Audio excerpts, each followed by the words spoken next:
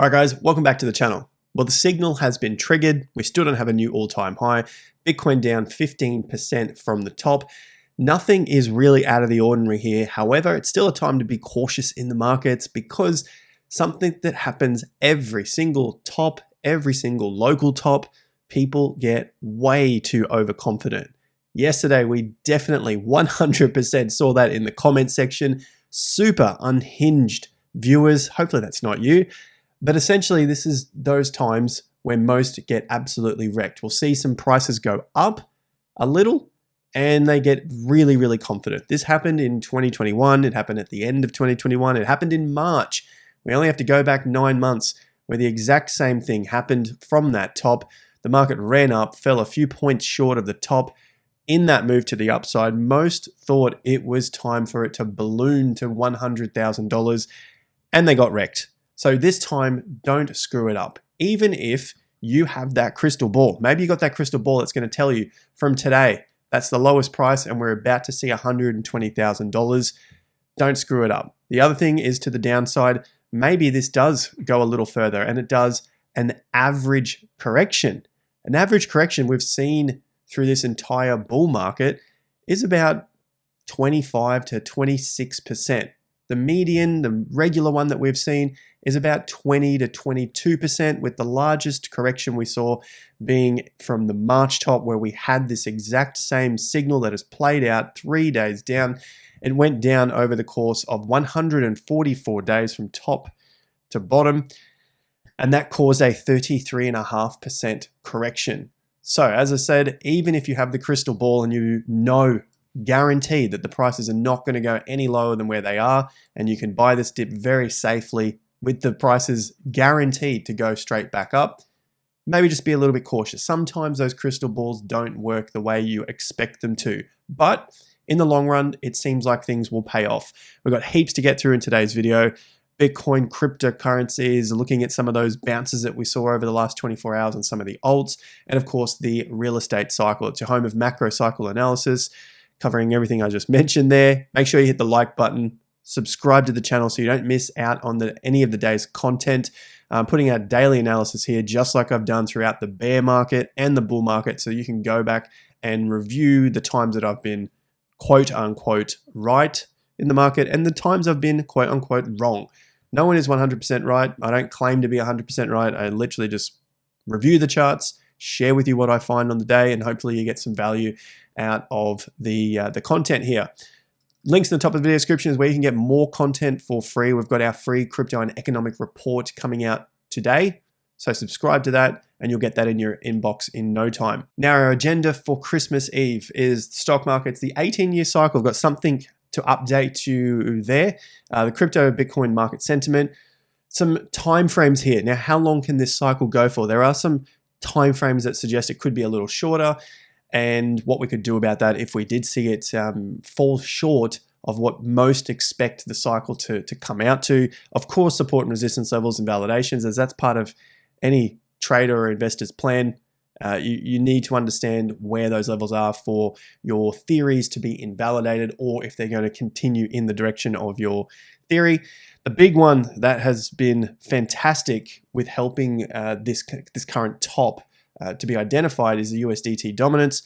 Some altcoins, and as I said, memes and potential altcoins pumping 300% before dumping another 50 to 80%. But I'm going to start with the macro cycle first. Traditional markets, the S&P 500 had a nice close above the short-term 50%. So basically the drop to the downside bounced and we had a close above it. Now, the same deal, we're getting into Christmas time, the volumes are dropping off, which means there's less interest in the market overall. So it's a bit of a tough one to get signals when the volume is dropping off. So we'll be cautious with the signals over this period. That's just the same thing that happens every single year around Christmas and New Year's. But for now, slightly above the 50% level, but below all those swing bottoms that came in just before that little pump to the top. So around that 6,050 points.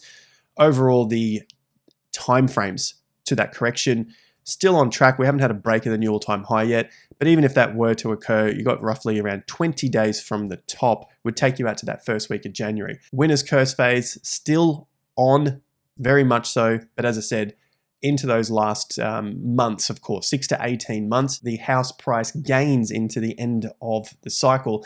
House prices record largest monthly gain in 2.5 years.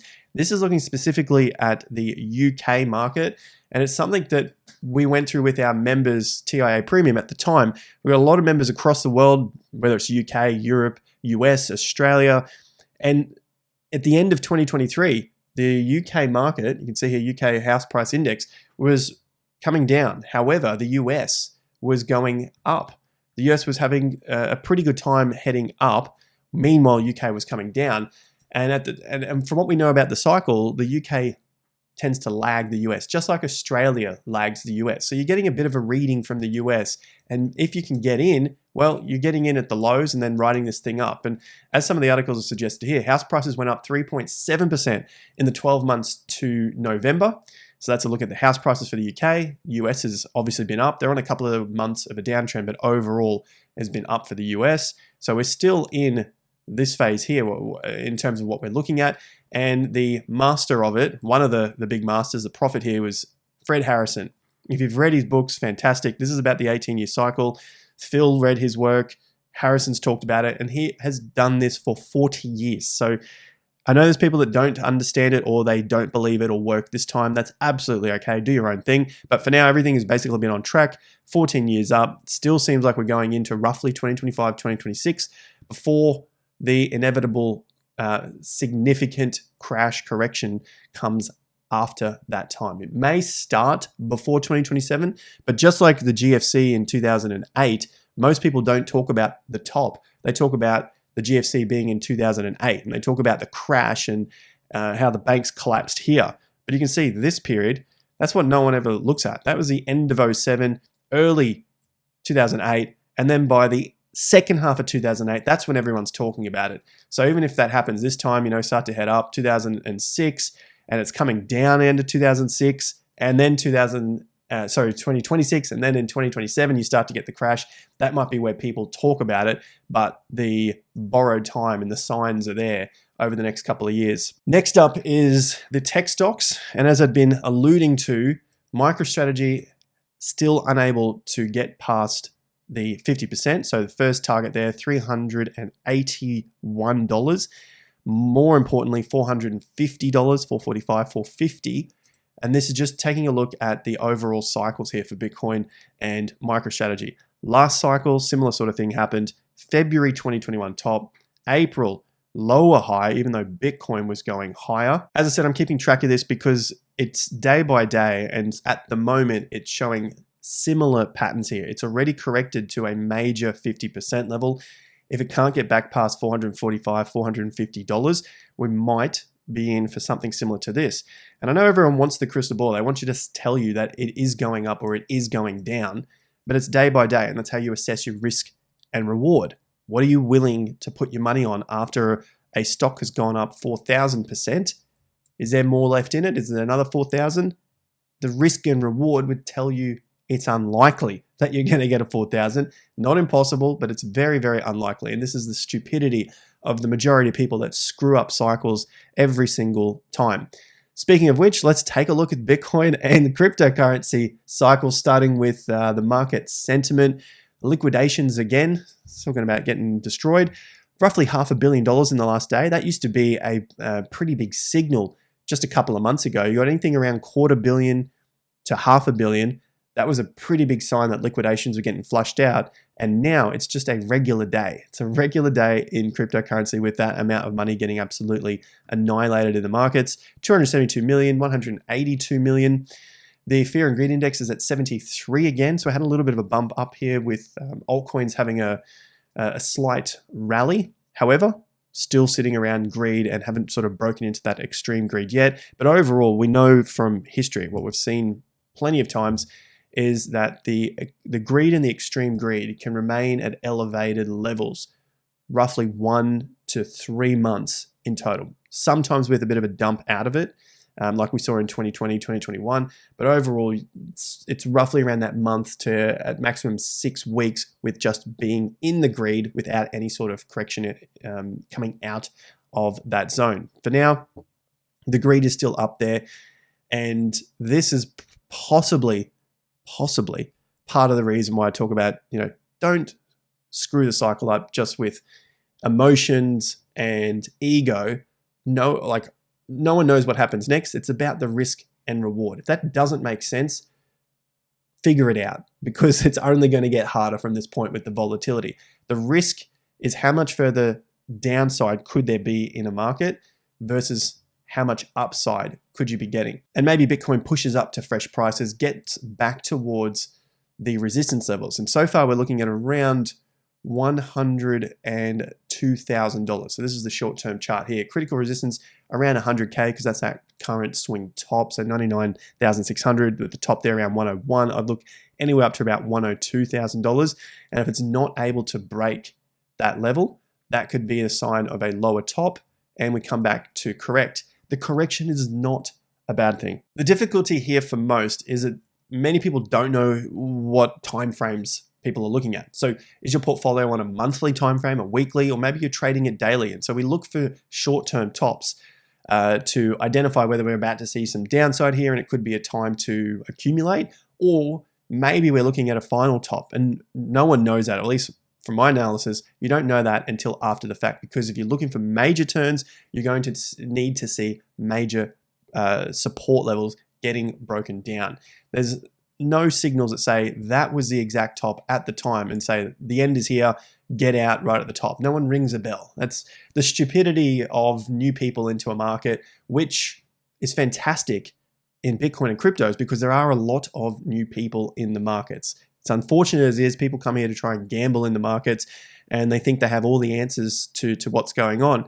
Over the years that I've been in Bitcoin and cryptocurrencies, it's definitely become far more sophisticated, and the patterns, at least for Bitcoin, take a lot longer to play out. Sometimes they're reasonably clean, sometimes they are not as clean, and they take a little more time to identify what that pattern is.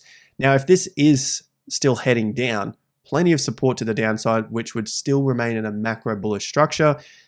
$89,000 for starters, 87 to the 50% level, and the swing low here, or the low of the 12th of November, which was a big day there, that comes in at $85,000. So if that was to be the case, you still have a correction of 21.5%. As I talked about in the intro, 21.5% is exactly what happened in January of 2024, so nearly exactly 12 months ago. You had 21.8% in 2023, you had 20.3% again in 2023, you had 22.6% again in 2023, and out of that, when we first saw the 3-day rule from that top, it was a drop of 12.6%, which ultimately led down to 17.7% before we had that rally into this small double top, and then it failed again. But on this rally, this thing right here, this is where you get these guys come out. We're so effing back. You first get the we're so back people, and then you get the bounce up. If that fails, that's your lower swing top with extreme emotion of people going, we're so back. And you'll see it in the comment section, which is an absolutely fantastic place, at least what I've seen over the last several years, which is another, I guess, benefit of making YouTube videos every day. You get to see the mindset of where most people are at. And maybe by the time, this stage of the video, it's at roughly, 15 to 20 minutes, those people are probably dropped off, so they're not hearing this message here. So you can read that in the comment section, especially when they get so triggered around titles. That's just a bit of a, pro tip, wisdom tip. Anyway, something that I've found from being on YouTube. It's not related to the charts. We're not looking at the technicals here. We're literally just looking at the emotion of people, and they get bloody ridiculous at these lower tops or at these higher lows, right? Which we've looked at for March 2023, which helped us get into the market as well. And it happened in October as well. That was basically this low here, and then also that September low. They were higher lows, people getting very, very fearful. So you just do it in reverse. Lower high, they're getting super, super cocky, super, super bullish, and then it fails from them. So try not to screw it up through this period, even if that happens there, it's sort of going through. If it fails, you'll know about it. If it keeps going, you'll know about it too, because you'll see the breakout above those key levels, especially 102, as I said, and the closes and support happening above those particular levels. So keep a watch out for that. For now though, a little bit of a downside here, but it hasn't fallen any further. It's still holding up at 92 with a slightly higher low that printed yesterday. So now the game is on to break past roughly those high 90s to 100, 102K and not get rejected at those levels. That's pretty much the game from here for BTC. So time left in the cycle, 4-year stuff. Most people look at a 4-year cycle as a low to a high, and they expect an all-time high to be exactly 3 years from the low because of the halving cycle, so on and so forth. It could definitely happen, but eventually it's going to break. It's not something that is going to stick around forever like that. Just like what we saw with the halving here. In March of this year, 2024, we saw a top. The halving was the following month.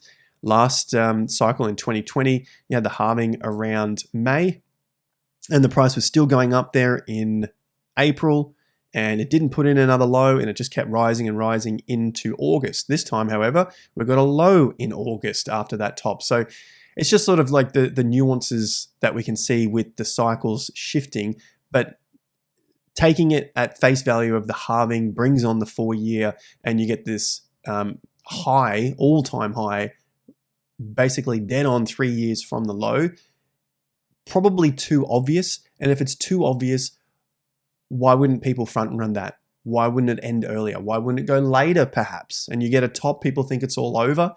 At the end of 2025, drops off and then keeps running into 2026 in preparation for the next halving. Like, there's so many variables that happen that people just think, well, it happened exactly the same as last time. It's going to happen exactly the same this time. And that's not how markets work. There are similarities, which is what we talk about day to day with the analysis.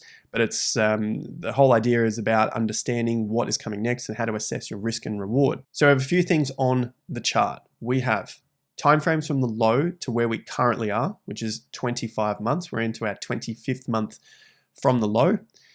We also have a line through the top of the previous old all-time highs. And I'm measuring from those breakout points. So you can see the top, and then where does the market cleanly break through with some significant volume.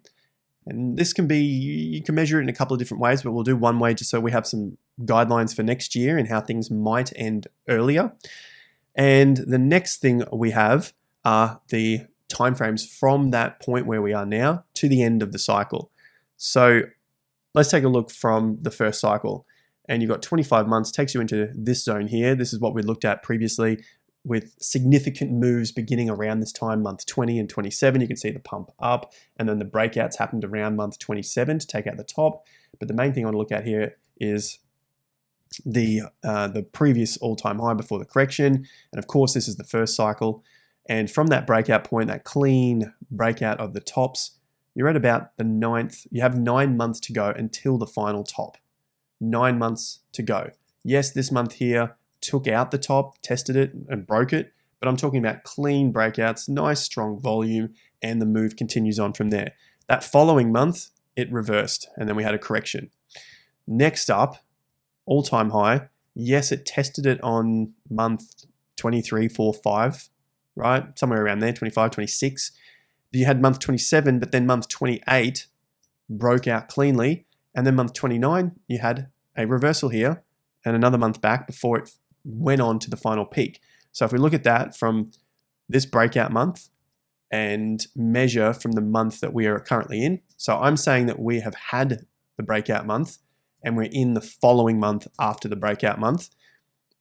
That would take you at 6 months to the all-time high. So breakout, now we're in the corrective month, which led to another corrective month and a bounce. And then there was the rest of it wasn't much to go, less than 6 months. And then last cycle, so the 2021 top cycle, you had this clean breakout month that was December. Nice clean breakout month there, big volume. January, also big volume, but it was a corrective month. You had a 31% correction in January. There was no swing down for the monthly chart, but the weekly there was. And then you had February, another big volume as well. Still a corrective month, but essentially looking at that one there that we're in now, similar. And then how many months into the peak? Some would say 10 because that was the top of the price. Others love to measure it to that April top. And that's 3 months from where we are. Okay, so let's just leave it at 10 because I think 3 is going to freak too many people out, but you could measure 3 if you wanted to, and that would give you a date of around March 2025, so quarter 1. So we'll leave that for now just because it's people a little bit too crazy, and we'll reassess that if the market does go down. But for now, let's start with the 6, look at the 9 and the 10, and then do a rough sort of median average anywhere in between. Pretty simple stuff. 6 months would take you out to June 2025. So basically the end of the second half of the end of the first half of 2025, or quarter 2, the end of quarter 2. Take it out to 9 months. Well, that gives you September, and 10 months gives you October, which is where I think a lot of people believe the cycle should end because it's 35 months from the low, and 2021 you had 35 months from the low, and 2017 you had 35 months from the low, and 2013 you had 37 months from the low. So I think a lot of people believe this cycle should run until the end of 2025. But what if we're seeing a lot of that excitement come back into the market? So every time it goes up, all I see is just everyone getting super, super bullish. And then it pauses for a bit, corrects, and then we start on the next move. So I'm just keeping an open mind. I don't have the crystal ball, but if I see signals towards that end of quarter 2, that's going to be a pretty big area that I would lighten my load if I haven't already lightened my load sooner than that period of time, depending on the swings and the other signals that come up as well. So those timeframes, again, looking somewhere quarter 2 out to quarter 3, just the beginning of quarter 4, if it happens to be October. Of course, there is a lot of time to go between now and then. That's 6 to 10 months. Most people can't handle 6 to 10 months. They talked about a drop of 1 month and they all freaked out yesterday. It's absolutely bonkers out there, which is why I think we are in those final moves, basically the end of the cycle, and very much the end of this cycle. For we're at month 25 now, and at very best there's 35 months. That leaves you 10 months. 10 months into 35 is the last third. So this is not anywhere near the beginning. We've done 2 years already out of the low, and typically at these times, you get a lot of people who are very emotional about their finances. If you find yourself getting too emotional with what you're doing, with what you're trading, probably best to revise what it is that you want from the market, how you're going to get there, and then what action steps you can take to avoid the emotions, because the emotions are what will kill you in this game. It happens time and time again. People getting overly confident to the upside or getting overly pessimistic to the downside. That's not what trading is about, and it's not going to work full time. So let's take a look at the total cryptocurrency market cap now. It's just these monthly bars, and it is something that I will review next week as we get closer to the close. You've got 8 days actually until the end of the month. So we're going to get a better picture here. However, if this was to end the way it is, you can see the top from last cycle, big correction and a lower close. You can see that was May, and then the top for November. Same sort of deal, lower close, big move to the upside, lower close. There was January 2018. So this is total cryptocurrency market cap, mind you. And again, top, lower close, so big reversal there. I want to call it the saving grace in this sense is that we haven't seen such a big bar like we saw for May or for January of 2018. So it's still a relatively small bar for now. There's still 8 days to go.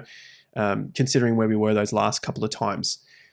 Also, 100% was hit, and looking to the corrective move to the downside, you can look anywhere down to 2.7, and the thing is still within a macro bullish structure. And really, it's just been a matter of time that's run up way too quick because people typically get very, very excited about the moves. And this line that I have here is essentially just timing the previous move.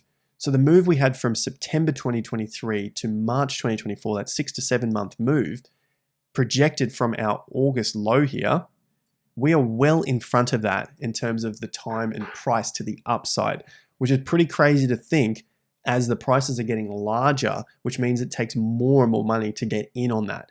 So it could just be a time here where we rest, come back to this line, maybe come underneath it a bit for a period of time, maybe a month or so, and then we start to head up again. None of that is bad. It's actually much, much better and much healthier for the market to extend past that sort of 6 month gap that I'm looking at for next year that I'll be paying very particular attention to when it comes to those tops. Now, finally, onto the altcoins USDT. We've also seen a correction yesterday for the USDT, some money coming back into ETH and Solana, as I'll get to in the charts. And today, you're seeing USDT head back up. Obviously, Bitcoin's having a bit of a down day at the moment, at the time of this recording, but it could all, in fact, turn around, and you can get super, super excited for that. You can see at the moment there was that higher low. But anyway, over to USDT dominance. The levels remain as they were yesterday. If you're just tuning in for the first time, 4.6% is the key level for USDT dominance to be rejected at for an earlier move for Bitcoin and cryptos, right? If it happens too soon, it's probably going to be a weaker move. If it happens and we get a grind around here between 4.2, 4.6, 4.8, that's okay. You're just going to see a rotation between crypto, some going down, some going up, Bitcoin coming down, ETH and all that sort of stuff happening. That's just going to be a bit of a messy game between those particular levels. If you see a breakout above the 50% at 4.7, 4.8, that could be an easier run up to 5% and potentially into that zone there of 5.5%. That could be where the big correction occurs if it occurs. This chart will let us know, just as it let us know with these highs of BTC. I was going to say lows because that's lows for the USDT dominance. And that was basically telling us risk and reward at this point in time, probably not great. That just means risking your money in the market while there is support coming in for the USDT dominance, while there's support coming in here, probably not great returns are coming up. That's what is meant by this. It's not until you start to see these things break down and you go, probably going to look like great rewards for low risk. That's the sort of trades that you want to have in your portfolio. You don't want to keep taking high risk trades to make smaller returns there. ETH BTC had a reasonable day yesterday, but it still has not closed above the 50% level. Let's take this over here. You can see 3.6 is the key. The tops are still 4%.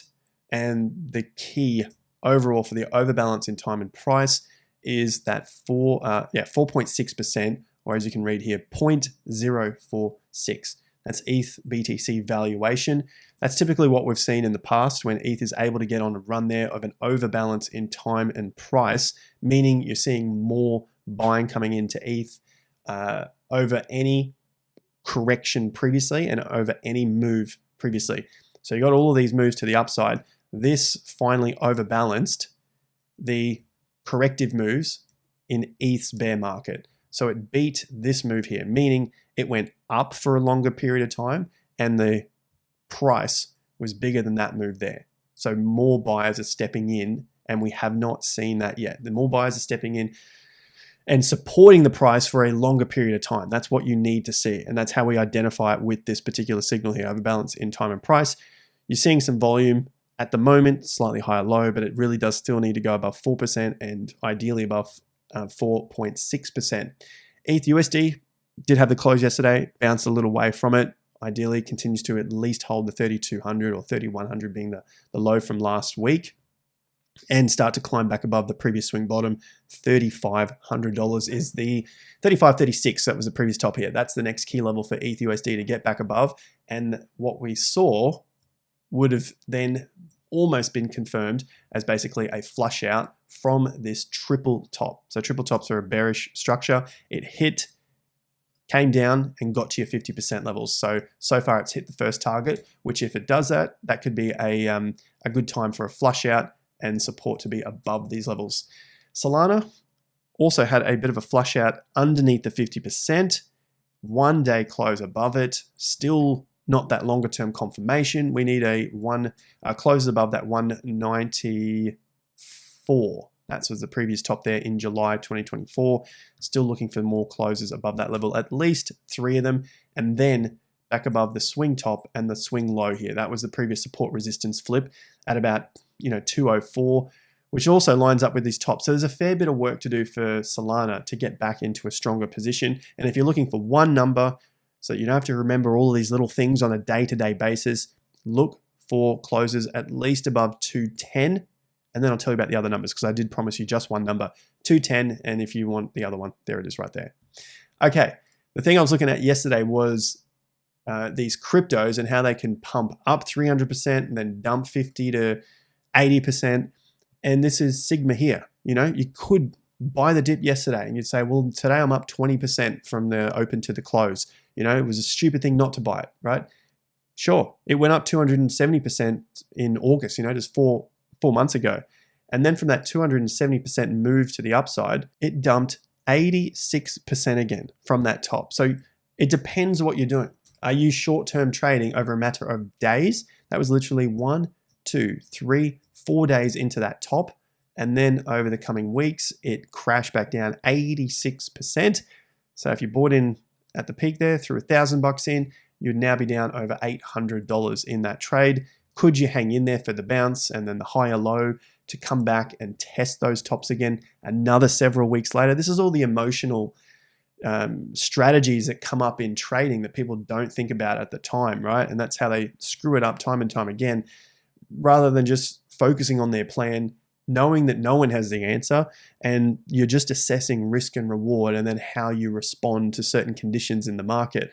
Once you can master that, then you can master making profits or not losing as much money and then turning it over to being break even and then making a little bit of money and then making a lot of money. That's basically how the cycle that I've seen with traders that have come through TIA Premium. They go through that very straightforward cycle of not losing as much because they don't know what they're doing, maybe losing a little bit and things are starting to work. They start to break even, they start to make some money, and that keeps them going and learning more. And then they start to make a lot more money because they're able to improve on the mistakes that they've made in the past. And they're only able to do that because they're able to stick around in the market because now they're making profits. But if you sort of go all in and then you're out and you've got to go back to your day job and make some more money, that's really hard to keep repeating that sort of cycle because it burns you out. And this game will definitely burn you out. I don't want that to happen to you guys. There are some pretty good opportunities in the markets, as we've seen with Bitcoin up, you know, nearly 600% over this entire cycle. But I'll leave it there. At the moment, as I'm recording this, Bitcoin on the way down, 93.6. Let's look out for any closes above 102,000. But until then, we could just be seeing what Michael's got here is we are so effing back. If we don't, we get the closes above there, and you can tell me to F off at that point. Like and subscribe. Check out the link for the free report coming out today, and I'll see you guys back here at the next video. It probably won't be Christmas, so Merry Christmas to everyone, and I'll possibly be back on Friday or Thursday for you guys in the US. Till then, take care, Merry Christmas, and peace out.